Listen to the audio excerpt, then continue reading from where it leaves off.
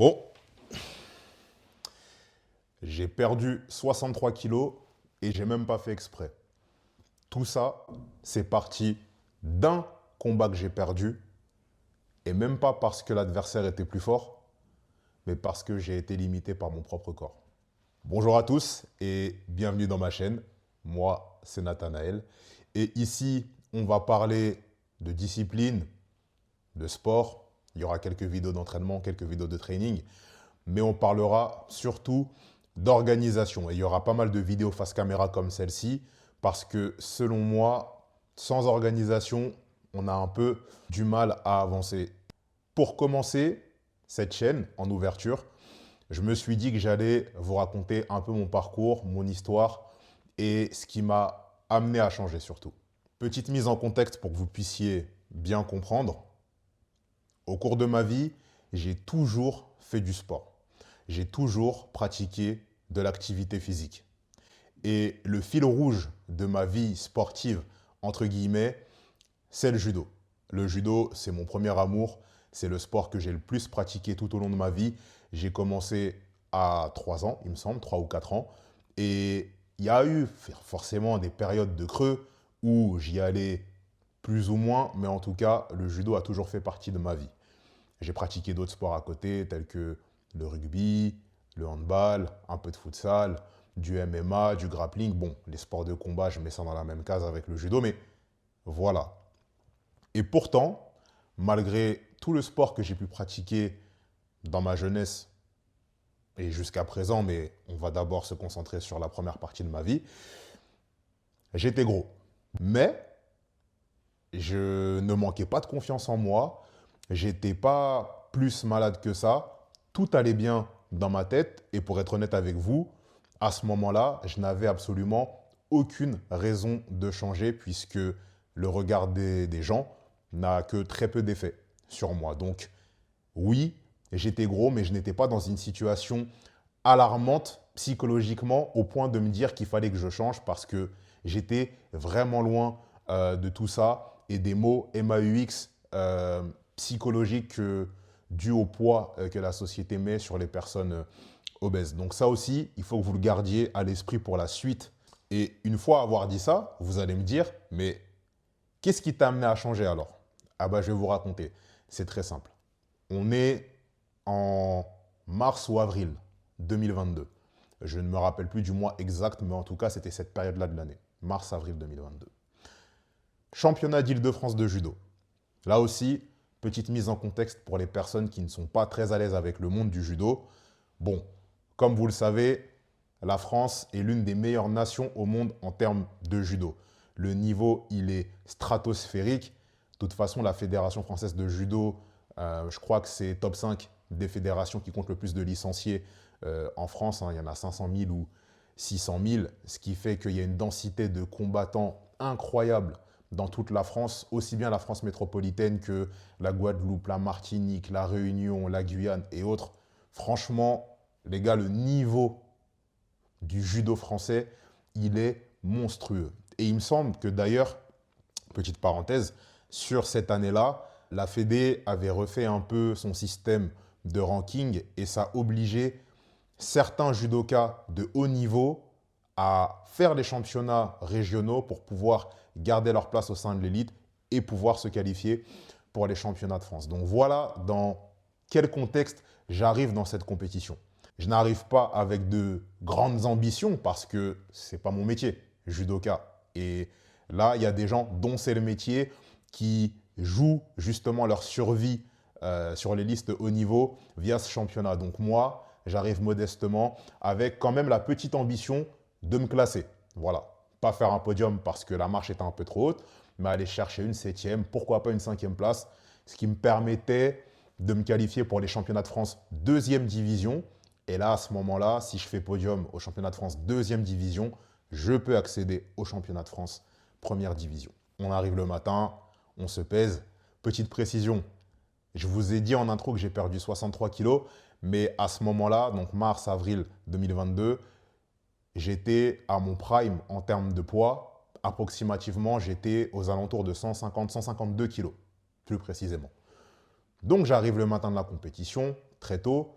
Je me pèse, 152 kilos, je m'échauffe, on commence à nous appeler. C'est à mon tour. Catégorie des plus de 100 kilos, bien évidemment. Parce qu'au judo, au-dessus de 100 kilos, il n'y a plus de limite de poids. Premier tour, j'ai la chance de prendre un adversaire qui n'est pas trop connu sur le circuit. Donc j'ai toutes mes chances de me qualifier. Hajime, le combat commence et je lui mets le bouillon.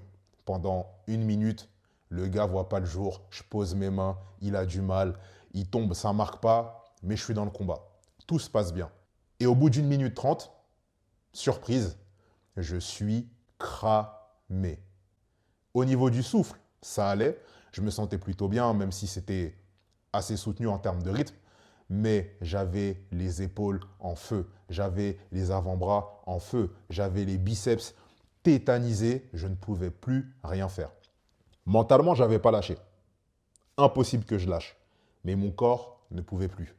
Et lui, il l'a senti, il en a profité, il m'a attrapé, il m'a fait tomber, hippon, j'ai perdu, fin du combat, fin du tournoi.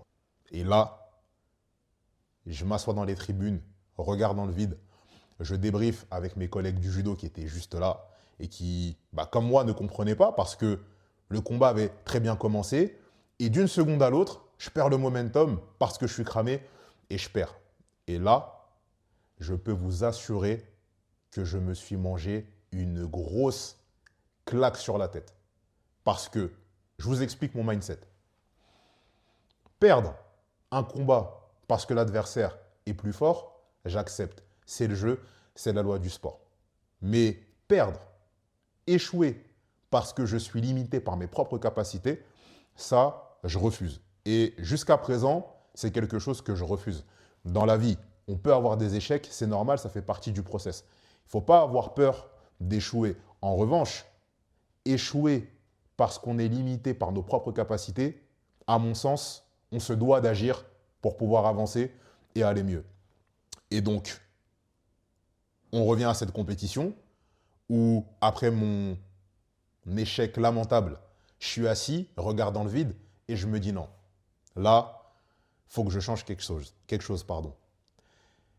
Et je me souviens m'être dit, là, tu rentres à la maison, tu te commandes une dernière connerie à manger, il me semble que ça devait être un McDo, je crois, je ne sais plus.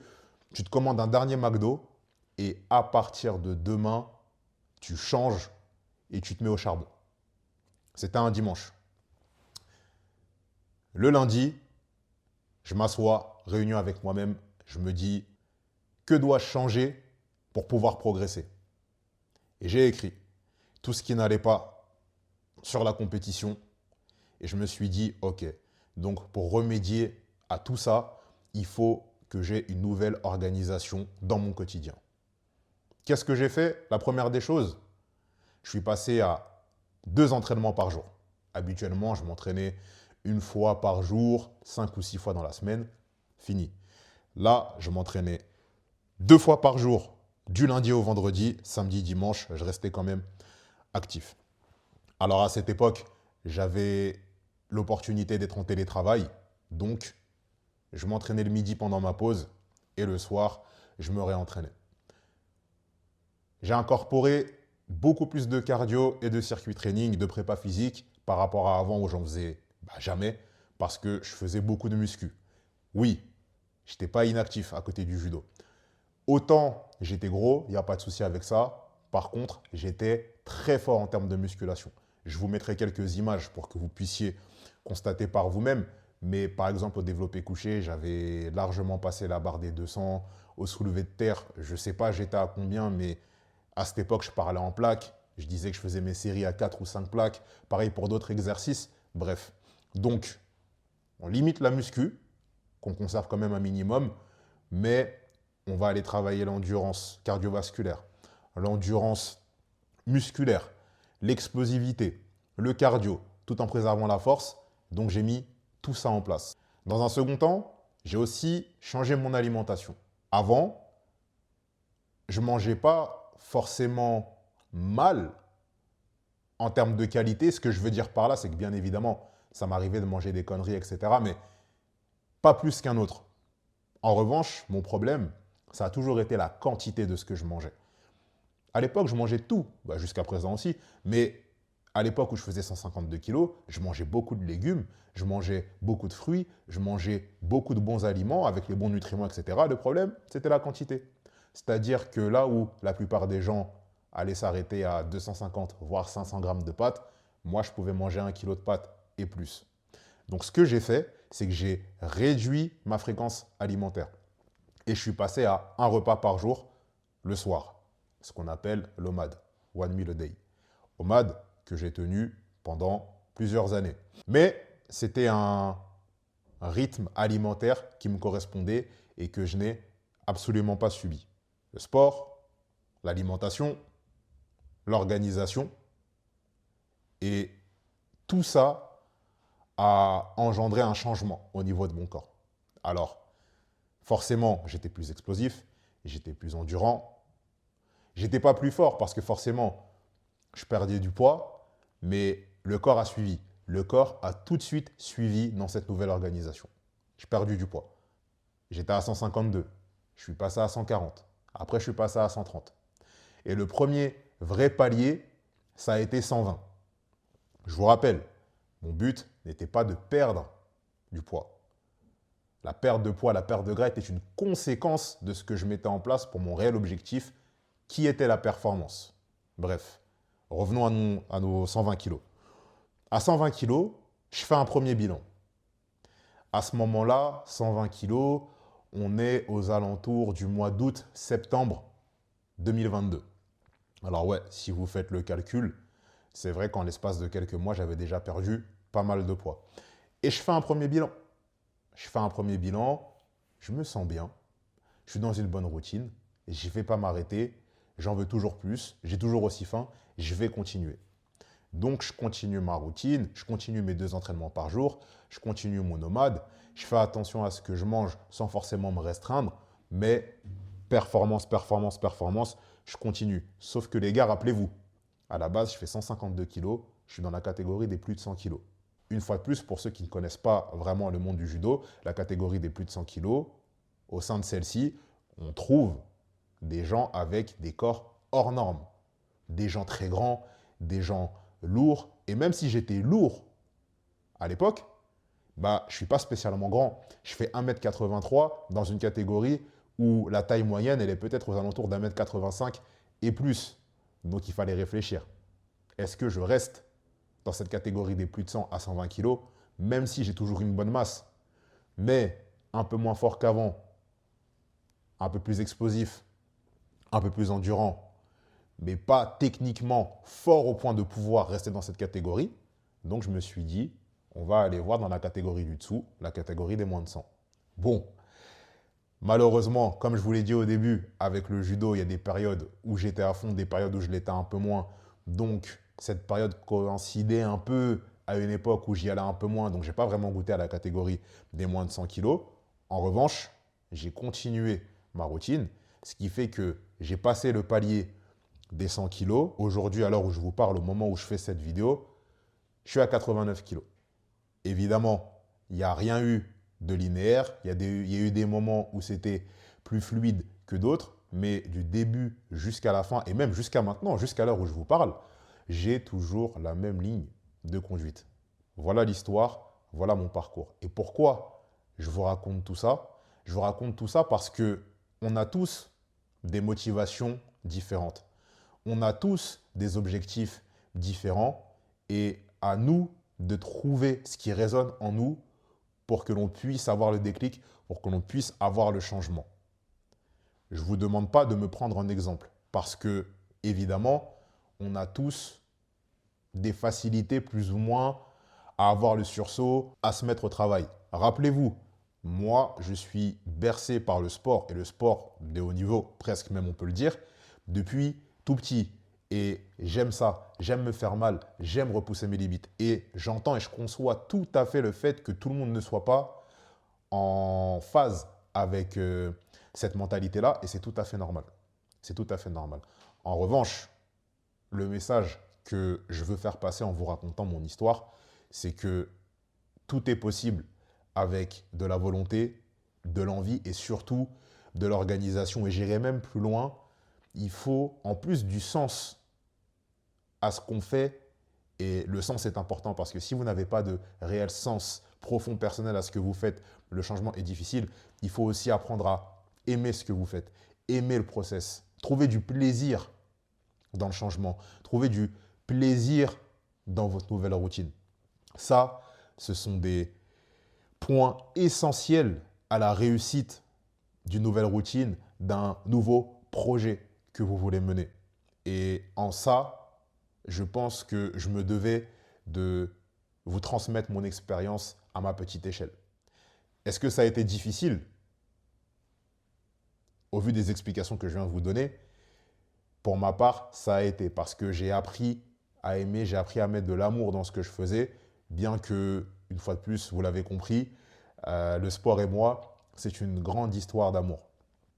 Ce que vous pouvez en tirer de cette expérience-là que je vous partage, c'est que en produisant un effort, parce que oui, ça a été facile pour moi, mais je ne détiens pas la vérité absolue.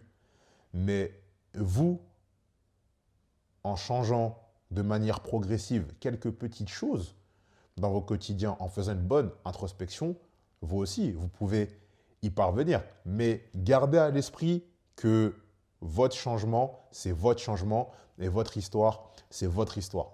Imaginons que vous voulez vous lancer dans une transformation physique incroyable. Ne vous pressez pas. C'est un marathon, c'est pas un sprint. Ne complexez pas par rapport aux personnes que vous voyez sur les réseaux sociaux qui, en l'espace de 3 mois, arrivent à perdre 20 kilos. C'est impressionnant, ça a ses avantages comme ça a ses inconvénients. Chacun son histoire, chacun avance à son rythme. D'ailleurs, je pense que dans d'autres vidéos, on reviendra aussi sur ces histoires de transformation physique et qu'est-ce que ça peut coûter physiquement, mentalement, spirituellement, etc. Mais pour l'heure, je pense avoir fait le tour de mon parcours. Si vous avez des questions, n'hésitez pas à les mettre en commentaire. Et une fois de plus, c'est aussi l'une des raisons pour lesquelles j'ai voulu créer cette chaîne et partager un peu mon expérience, mon quotidien, mon mindset, parce que on parle souvent de discipline, et à juste titre, mais à mon sens, j'ai quand même l'impression que sur les réseaux, on parle de discipline dans le sens péjoratif du terme. Parce que quand on voit certains créateurs de contenu, et je ne leur jette pas la pierre, hein, absolument pas, mais quand on les écoute, en tout cas c'est mon interprétation, on a l'impression qu'il faut se forcer à faire quelque chose qu'on n'aime pas forcément pour obtenir des résultats. Je ne partage pas réellement cet avis. Je pars du principe qu'on peut aimer ce qu'on fait et obtenir de grands résultats. Donc c'est aussi pour ça que j'ai créé cette chaîne YouTube. Et si vous avez des problèmes dans votre organisation, vous ne savez pas trop comment jongler entre votre vie pro et votre vie perso, eh ben, vous pouvez vous abonner, vous pouvez liker la vidéo, la partager.